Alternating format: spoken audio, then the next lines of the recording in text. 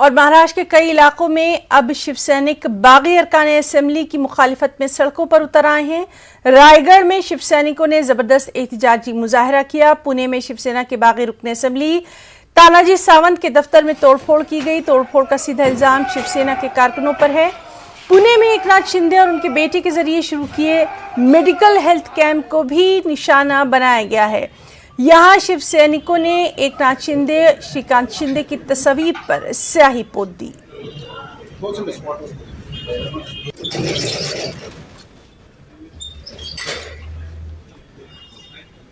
जी शिवसैनिकांची आहे ती पुण्यातून बाळासाहेबांचा जन्म आहे आणि सुरुवात आज इथून झालेली आहे। हे तुम्हाला आज दिसलंय।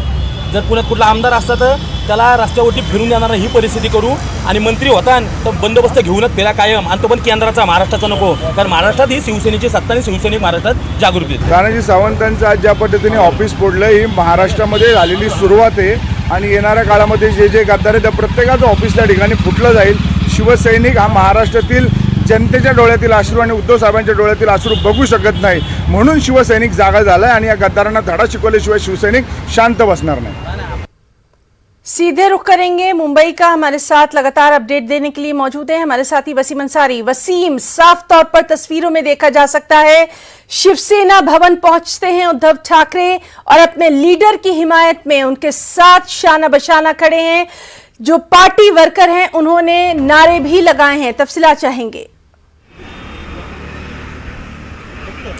देखिए, जिस तरह से आज की जो बैठक है शिवसेना की कार्यकारिणी की बैठक, इस बैठक को काफ़ी अहम इसलिए भी माना जा रहा है क्योंकि इस बैठक के बाद एक गाइडलाइन तय की जा सकती है महाराष्ट्र की सियासत में और किस तरह से आगे की रणनीति उस पर तय की जा सकती है। एक जोश के साथ शिवसैनिक साफ तौर पे यहाँ पे इस मीटिंग में शामिल हो रहे हैं और उद्धव ठाकरे भी यहाँ पहुँच चुके हैं। बाकायदा वो उतरने के बाद जो उनके समर्थक है उन्होंने अपना हाथ दिखाया और ये बताने की कोशिश की कि ये लड़ाई जारी है। और जिस तरह से सुबह से ही हम देख रहे हैं कि लगातार शिवसैनिक जो है एक्शन मोड में नजर आ रहे हैं। पूना में जिस तरह से उन्होंने तानाजी सावंत का ऑफिस तोड़ा, ये कहीं ना कहीं एक आगाज के तौर पे जरूर देखा जा रहा है। साथ ही रायगढ़ में जिस तरह से पोस्टर्स जलाए गए और साथ ही मैं आपको बताना चाहूंगा कि एकनाथ शिंदे के घर के बाहर सुरक्षा व्यवस्था बढ़ा दी गई है और एकनाथ के जो समर्थक है वो वहां पहुंचना शुरू कर दिए हैं। लोगों ने वहां पोस्टर्स लगाया, आह्वान किया है कि ठीक 4 बजे वहां पर लोग जमा हो।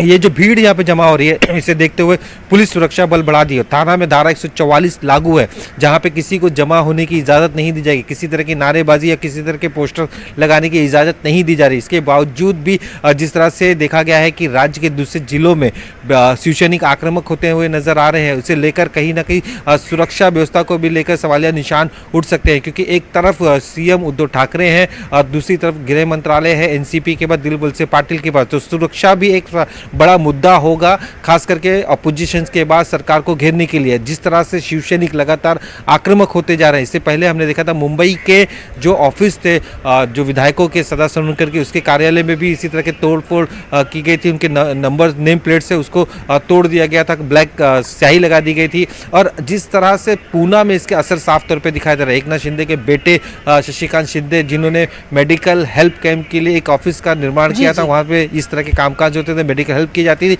उस ऑफिस को भी बंद करने की कोशिश यहाँ पे शिवसैनिकों ने की है। तो अब शिवसेना के जो कार्यकर्ता है वो एक्शन मोड में साफ तौर पे नजर आ रहे हैं। राज्य के दूसरे जिलों में भी इसी तरीके के आंदोलन को देखने को मिल सकता है। संजय राउत ने भी सुबह इस बात को लेकर इशारा दिया था कि शिवसैनिक अभी संयम में है, अगर संयम उन्होंने तोड़ा तो कानून व्यवस्था हाथ में उठाना काफी रोकना किसी के लिए काफी मुश्किल हो जाएगा। और इस बैठक में भी काफी लोगों की निगाहें होगी किस तरह से उद्धव ठाकरे अपने जो कार्यकारिणी की बैठक में फैसला लेते हैं, किस तरह से आगे की रणनीति तय करते हैं और क्या आदेश मिलते हैं जिले के जो अधिकारी पदाधिकारी है उनको।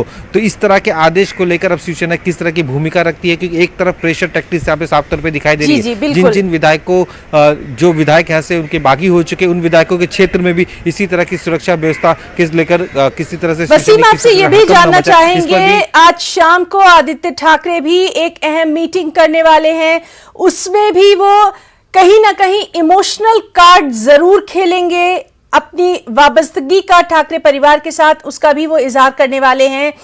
कहीं ना कहीं अब पूरी तरह से पार्टी को बचाने की कोशिश जो है वो अब साफ तौर पर नजर आ रही है। जी जरूर, जिस तरह से देखा गया है कि शिंदे गट ने इस बात पर जोर दिया था कि असली शिवसेना उनकी है और ये शिवसेना के लिए जो उनको 2/3 नंबर चाहिए थे, आंकड़े चाहिए थे, वो भी उनके पास थे। ऐसे वक्त में शिवसेना पार्टी खतरे में नजर आ रही थी, उद्धव ठाकरे के हाथों से खिंचती हुई नजर आ रही थी। यहाँ तक कि जो धनुष बाण जो चुनाव चिन्ह है वो तक खिंचता हुआ नजर आ रहा था। अब जिस तरह से शिवसैनिकों ने तोड़फोड़ करना शुरू की है, राजनीति करना शुरू, और जिस तरह से सीएम उद्धव ठाकरे ने अब तक महाराष्ट्र की जनता को और साथ ही शिवसैनिकों को 2 से 3 बार संबोधित कर चुके और हर बार उन्होंने इस बात पर ही सवाल उठाया कि शिवसेना ने सभी विधायकों को बनाया, शिवसेना ने उन्हें मंत्री बनाया, शिवसेना ने हर वो इज्जत दी जो पार्टी में किसी दूसरी पार्टी में नहीं मिल सकता। इसके बावजूद भी गद्दारी की गई, ठाकरे परिवार से गद्दारी की, यहाँ तक कि नाम और खींचने की कोशिश की रही, लेकिन वो ऐसा होने नहीं देंगे। अब आदित्य ठाकरे भी इसी तरह से हमने देखा कि पार्षदों की मुंबई के विभाग अध्यक्ष की बैठक हुई, उस दौरान भी उन्होंने इस बात पे जोर दिया था कि किसी के जाने से फर्क नहीं पड़ता, आप लोग चुनाव लड़िए, यही असली शिवसेना है जो लोगों को चुनकर लाकर दे सकती है। विधायक तो आते जाते रहेंगे, कॉर्पोरेटर आते जाते रहेंगे, चुनने वाले ही शिवसैनिक की मेन होते हैं। और आज शाम 6:30 बजे जिस तरह से एक कार्यक्रम में आदित्य ठाकरे शामिल होने वाले हैं, इस कार्यक्रम के दौरान भी कहीं ना कहीं प्रेशर टैक्टिक्स जरूर होगी। ये बताने की कोशिश की जाएगी कि मुंबई में अब एक बार फिर पूरे जोश के साथ मुंबई महानगर पालिका के जो चुनाव आएंगे उसके अंदर भगवा झंडा बीएमसी पे लहराना चाहिए। इस तरह के कामों को अंजाम देने के लिए शिवसैनिकों को तैयार होना चाहिए। इस तरह की जो चीज़ें हैं वो शिवसैनिकों के सामने आदित्य ठाकरे रख सकते हैं। और शायद साथ ही जिस तरह से जो पॉलिटिकल सीनरी चल रही है, जिस तरह से शिंदे ग्रुप की बगावत चल रही है, जो मुंबई के कई विधायक उसमें शामिल हो गए, तो उन्हें किस तरह से हराना है या उनके क्षेत्र में किस तरह से काम करना है, उसे लेकर भी एक रणनीति तय की जा सकती है। जी वसीम, आपसे हम ये जानना चाहेंगे, इससे पहले भी हमने महाराष्ट्र की सियासत को देखा है, आप भी कवर करते रहे हैं। कई बार हमने देखा कि शिवसेना के खासतौर पर यहाँ हम बात कर रहे हैं कि तोड़फोड़ का शिकार रही है, आपसी इख्तलाफात भी सामने आते रहे हैं, लेकिन अब जिस दौर से शिवसेना गुजर रही है ये शायद सबसे मुश्किल वक्त है शिवसेना के लिए, और अगर इसमें से ये उबर जाती है, बाहर निकल जाती है, तो कहीं ना कहीं एक बड़ी जीत के तौर पर इसे देखा जाएगा। जो भी आगे निकलता है, जैसा भी होता है, इस पर आपका हम तज्जिया जरूर जानना चाहेंगे।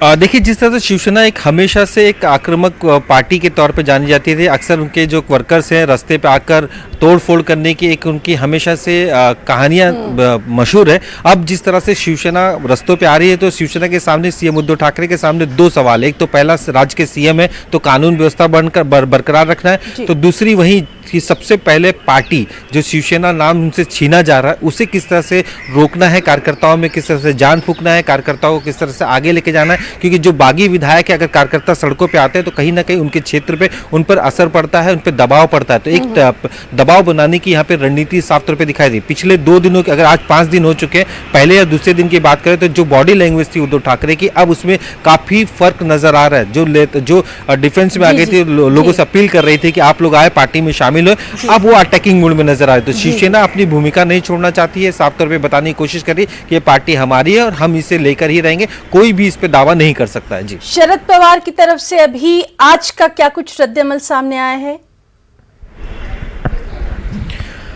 देखिए, शरद पवार ने देर रात उद्धव ठाकरे से लगभग 1.5 घंटा बात की। कई मुद्दों पे चर्चा हुई, राज्य की स्थिति पे, मौजूदा स्थिति पे भी चर्चा हुई। साथ ही जब वर्कर्स अगर किसी तरह के राज्य में जाते हैं, वहाँ पे किसी तरह का हंगामा होता है, उस पर भी चर्चा की गई। और साथ ही फ्लोर पर अगर टेस्टिंग की बात आती है तो किस तरह से जाना, इस पर चर्चा की गई। लगातार शिवसेना के बड़े नेता शरद पवार के टच में है, फोन पे भी कई बार उनसे चर्चा होती है। एनसीपी के कई बड़े नेता हैं, वो उनसे टच में है। तो राज्य की मौजूदा स्थिति पे दोनों ही पार्टियों की निगाहें की है। कुछ देर पहले हमने देखा कि कांग्रेस के बड़े नेताओं के बीच में बैठक हुई है, उनकी भी एक रणनीति तय हुई। तो महाराष्ट्र विकास आघाड़ी की तीनों पार्टियां अब एकजुट नजर आ रही है। कांग्रेस और एनसीपी ने साफ तौर पे अपना समर्थन उद्धव ठाकरे के साथ रखा है और कहा है कि जब तक सरकार नहीं जाती और आखिरी दम तक इस सरकार को बचाने की कोशिश करेंगे। अब उनकी जो कॉन्फिडेंस लेवल है वो काफी बढ़ता हुआ नजर आ रहा है। साफ तौर पर उनका कहना है कि फ्लोर टेस्टिंग अगर होती है तो हम अपनी मेजोरिटी दिखाएंगे। ये अपने आप में एक बड़ा स्टेटमेंट है तीनों पार्टियों की तरफ से। अहम रहेगा कि अभी जो मीटिंग चल रही है शिवसेना भवन में, उसमें क्या कुछ हिकमत अमली तय की जाती है, किस तरह के बयान सामने आते हैं, लगातार हम आपसे अपडेट लेते रहेंगे। बहुत बहुत शुक्रिया वसीम तमाम तफसीलात के लिए।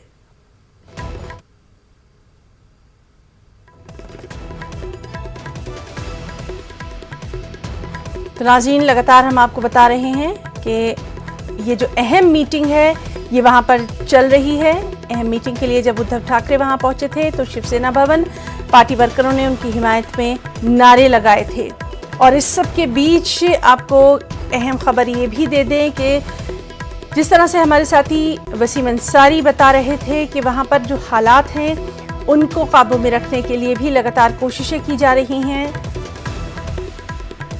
खास तौर पर एक बेहद अहम खबर हम आपको दे दें, मुंबई से ये अहम खबर आ रही है।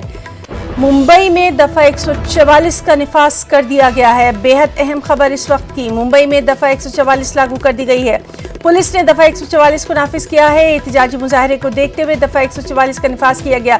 जिस तरह से हमारे साथी वसीम अंसारी बता रहे थे कि उद्धव ठाकरे के सामने कुछ चैलेंजेस भी हैं और ये भी लगातार हम देख रहे हैं कि जिस तरह से लगातार अब जो शिव सैनिक हैं उनका कहीं ना कहीं एहतजाजी मुजाहरा सामने आ रहा है। चाहे थाने की बात करें, आसपास के इलाकों की बात करें, वहां पर भी सिक्योरिटी को लेकर इस तरह से पुख्ता किया गया है। तो उद्धव ठाकरे के सामने कई अहम चैलेंज और उसमें एक ये भी है कि रियासत में अमन व अमान, कानून को किस तरह से बरकरार रखा जाए। और इसी को देखते हुए पुलिस ने दफा 144 को नाफिज कर दिया है। संजय राउत ने साफ तौर पर कहा था कि अगर शिव सैनिक सड़कों पर उतर आए तो हालात कहीं ज्यादा बिगड़ सकते हैं। अगर शिव सैनिक भड़क गए तो आग लग जाएगी। हमने देखा था कि सुबह ही उन्होंने ये बयान दिया था और उसके बाद अब जो अहम मीटिंग शिवसेना भवन में हो रही है जिसकी सदारत उद्धव ठाकरे कर रहे हैं, जब वो वहां पर पहुंचे शिव सैनिकों ने वहां पर उनके लिए नारे लगाए, उनके साथ इजहार यकानियत किया और इस एहतजाजी मुजाहरे को देखते हुए मुंबई में दफा 144 का निफाज कर दिया गया है। देखिए लगातार हम आपको बता रहे हैं कि किस तरह से न सिर्फ महाराष्ट्र के तमाम जो इलाके हैं वहां पर हालात अब धीरे धीरे दूसरा रुख इख्तियार कर रहे हैं, बल्कि मुंबई में सबसे ज्यादा अब एहतियाती तदाबीर देखने में आ रही हैं। सिक्योरिटी को लेकर यहां पर खासी एहतियात बरती जा रही है। शिव सैनिकों का एहतजाज लगातार अब बढ़ता जा रहा है। बागी अरकान असेंबली को दफातर को निशाना बनाया जा रहा है। इन तमाम चीजों को देखते हुए सिक्योरिटी को लेकर पुख्ता बंदोबस्त, मुंबई में दफा 144 का निफाज इसी सिलसिले की कड़ी के तौर पर है।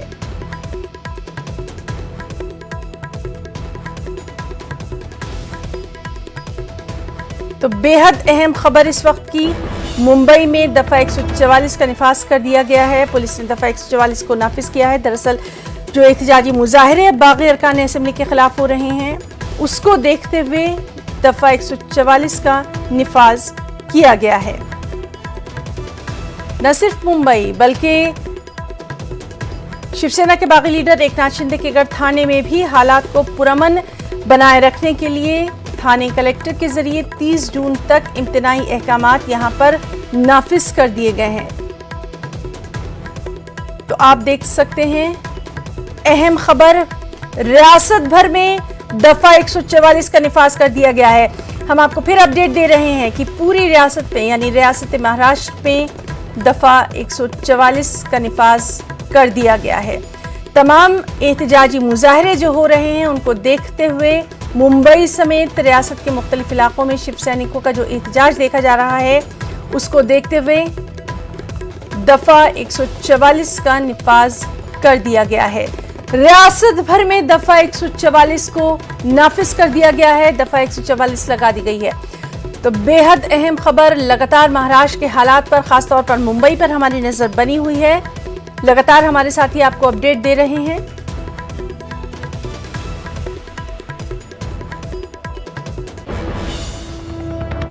फिलहाल रुकना चाहेंगे एक छोटे से वक्फे के लिए।